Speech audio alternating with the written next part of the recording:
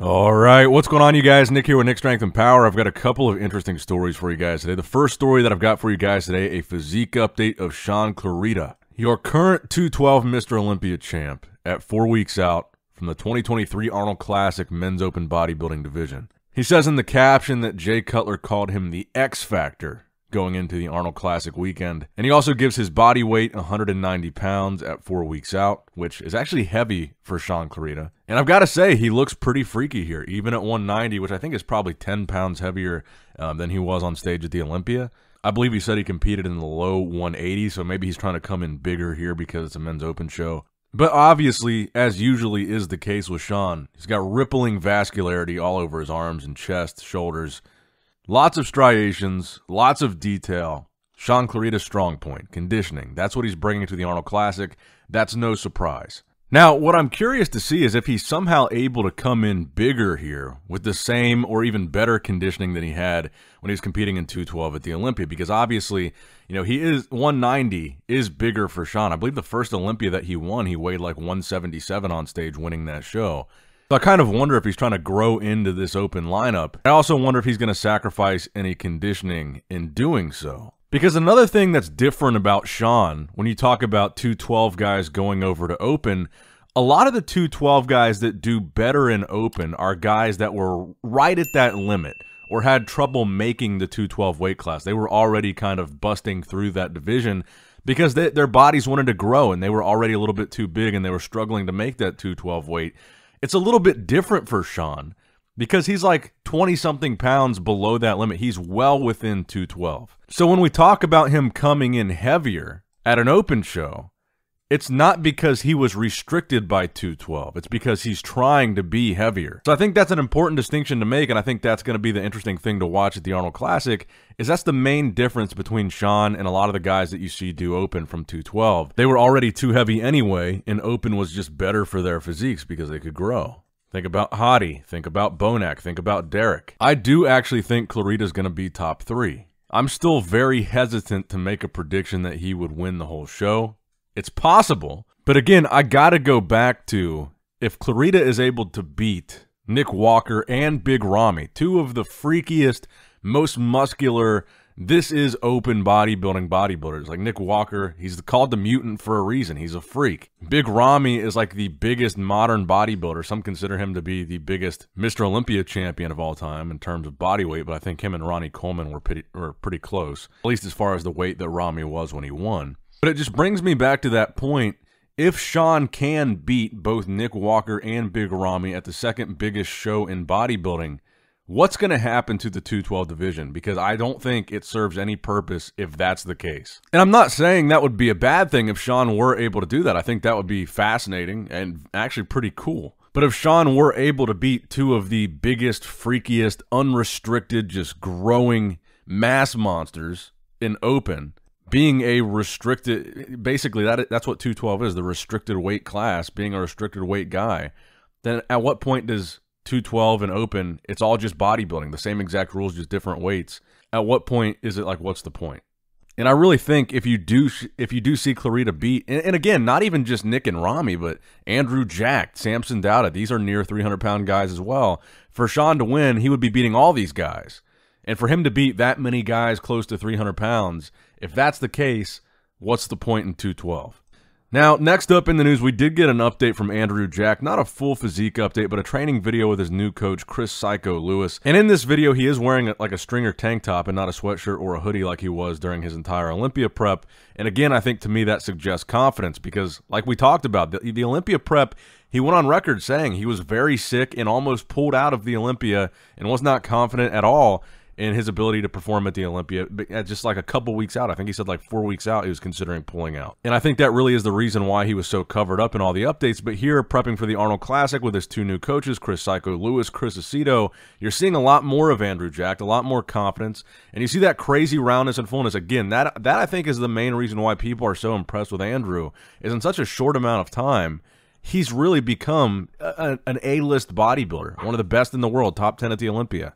And I feel like we're all talking so much about Nick, talking about Ramy, even Samson and Shaun, But I think Andrew Jack gets left out of that conversation a little bit because he kind of didn't live up to these pretty massive expectations that a lot of people had for him at the Olympia. Even though I think him placing top 10 while being, sick during his prep is a massive accomplishment. And regardless of him being sick, top 10 at his first ever Olympia is tremendous for him. I don't think it was a bad showing at all, just not quite the level that people expected. But could these pretty major adjustments, actually, with his new coaches and some minor improvements, could that lead to a next-level version of Andrew Jack if he's 10% sharper here? Could we all be wasting our time talking about Nick winning another one, talking about Rami, talking about Samson, and could Andrew Jack come in here and just blow everybody away? He's already got the size. He's got crazy genetic roundness. I mean, look how capped his delts are. It's just genetics. Crazy V-taper. I've said it before. I think he's got the best abs in the IFBB right now, or at least in open bodybuilding. I think Andrew Jack is the real deal, and I think if he comes in 10-15% better than the Olympia, he could win this Arnold. And I think that's why you guys should buy the pay-per-view pre-sale. Code NSP10, link in the description box below. Save from $60, get it for $45. You don't want to miss this battle at the Arnold. You want to watch a live stream. You're going to buy it anyway. Save a few bucks, get it for $45 instead of $60. Code NSP10. But anyway, that's why you want to watch it. All these guys looking for redemption. And these are all guys that could win the show if they are improved. William Bonac looking for redemption. Andrew Jack looking for redemption. Big Rami looking for redemption in a very big way. But let me know what you guys think about the first two stories. Who do you guys think is going to place higher at the Arnold Classic or has a better chance of winning? Do you think it's going to be Shaun, Clarida, the 212 Mr. Olympia champ, or Andrew Jack, one of the fastest rising stars in the IFBB right now? Let me know in the comments below. Now, next up in the news, unfortunately, we have a very sad story. Women's bodybuilding icon, legendary Tonya Knight, passed away on February 7th, so yesterday, after a battle with cancer. She was only 56 years old. Now, I thought one of the most touching tributes for Tonya Knight came from six-time Miss Olympia champion Corey Everson. So Corey posted on her Instagram a photo of Tonya and said, "Today is a very, very sad day where we say goodbye to Tonya Knight, the most beautiful angel we were blessed with on earth, and now an angel in heaven. I don't know if Tonya ever really knew the enormous impact that she had on the world. I believe she was too humble to really know. She was respected by men and women alike, athlete and non-athlete, competitor and non-competitor. Tonya's appeal reached the masses with her beauty, her talent, her silly personality, her charm, her drive, and her gentle, humble nature. This loss is hitting all of us very hard, for those who knew Tonya personally or were distant acquaintances, and for the rest of us who were huge fans.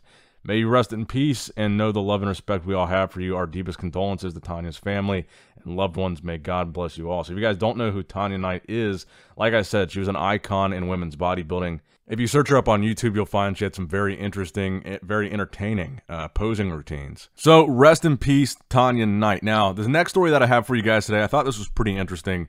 So Arnold Schwarzenegger has an email newsletter that he sends out. And this week, he answered a couple of questions on that newsletter. He had done like one of those Instagram story Q&As where you can submit a question on Instagram, and I submitted a question, and fortunately, he only answered 2 questions on this email, and mine was one of them. And I thought some of you bodybuilding historians and bodybuilding fans might be interested in his response. So my question was, who did you view as your toughest competition during your bodybuilding career? And Arnold kind of wrote a little response to it here that I thought was pretty cool. He said, "This is a fun one because it's really hard to answer. I think the answer has to be Sergio Oliva, who won the Mr. Olympia twice in a row before he beat me for his three-peat in 1969. He was one of the few people that beat Arnold. He was the dragon I had to slay to get to the top. His body was incredible.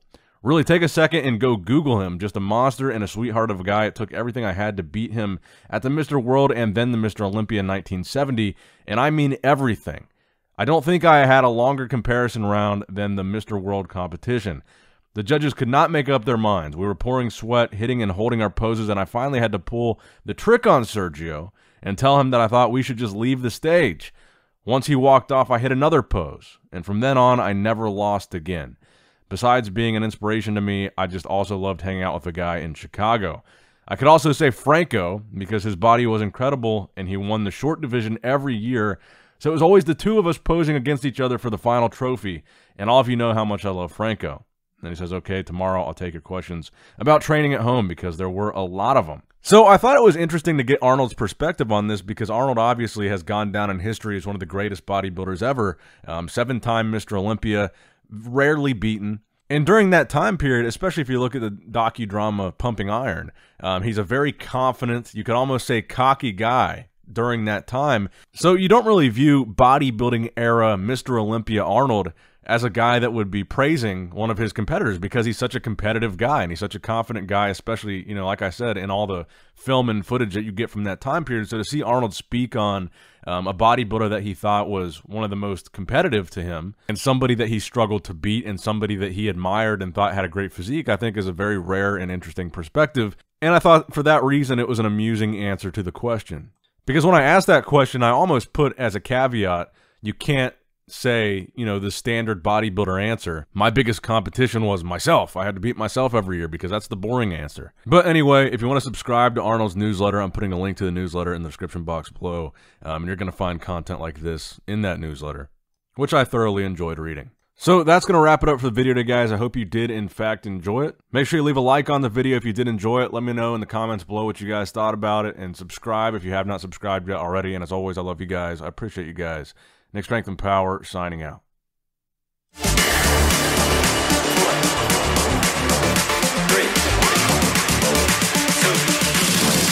It's showtime.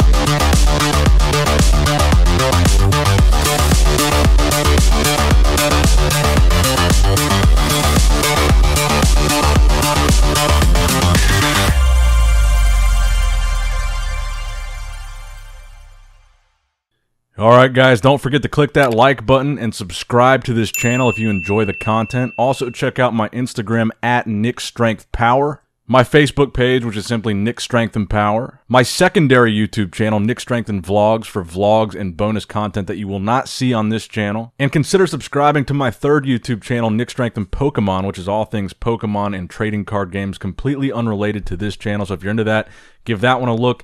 And all links to merchandise and social media will be in the description box below. If you guys want a Nick Strength and Power t-shirt, that will be in the Shopify link below. Have a great day.